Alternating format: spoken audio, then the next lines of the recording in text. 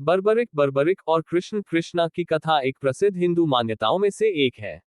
यह कथा महाभारत काल की है, जब पांडवों और कौरवों के बीच महाभारत युद्ध की घोषणा हो गई थी।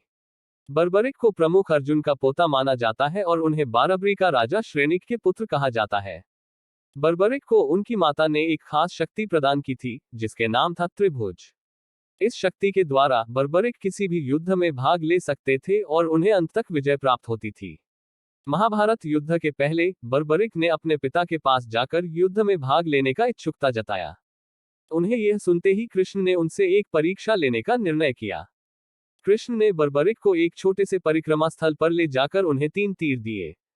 उन्हें अपने पुत्रों और अपने गुरु द्रोणाचार्य के बीच तीर फेंकने को कहा गया।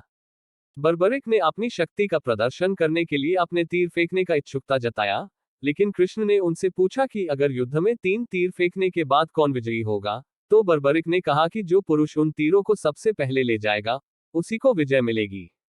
कृष्ण ने उन्हें बताया कि उनके तीर जो कि उनके परिक्रमा स्थल के चारों ओर के गांवों और उनके अपने परिवार को घेर लेंगे और उन्हें उसका पता नहीं चलेगा। बर्बरिक ने उसे अपनी मात्र की शक्ति को उपयोग में लाने के लिए देखा और उन्होंने अपनी शक्ति को प्रयोग किया। इस उपाय के कारण कृष्ण ने उन्हें युद्ध में भाग नहीं लेने के लिए विचार किया, क्योंकि उन्होंने जान लिया था कि बर्बरिक का युद्ध में भाग लेना युद्ध को अत्यंत असुरक्षित बना देगा।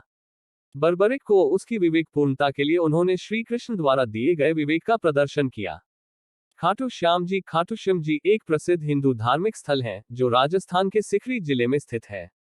वहां पर खाटू गांव में स्थित खाटू श्याम जी का मंदिर है, जिसे लोग प्रेम से श्याम मंदिर भी कहते हैं। खाटू श्याम जी को श्री कृष्ण के भगवान विष्णु के अवतार माना जाता है। इसकी कहानी है कि यहाँ पर कुछ राजपूत साम्राज्य के शासक ने एक सप्तर्षि के अभिषेक में निष्क्रिय ब्राह्मणों को उसकी स्थान पर बुलाया था, लेकिन एक ब्राह्मण ने अपनी को उस समय नहीं लिया, बल्कि वह अपने प्रिय दोस्त खाटू के पास गया था। इस तरह वह यज्ञ की अनवरत सेवा को छोड़ दिया। इसके बाद उसे राजा ने कई बार डांटा, लेकिन उसने अपने दोस्त के प्रति वफादारी बनाए रखने का फैसला किया। राजा ने उसे गांव के सीमांत भाग में घर का निवास किया, जहां वह भूखे प्यासे रहने लगा।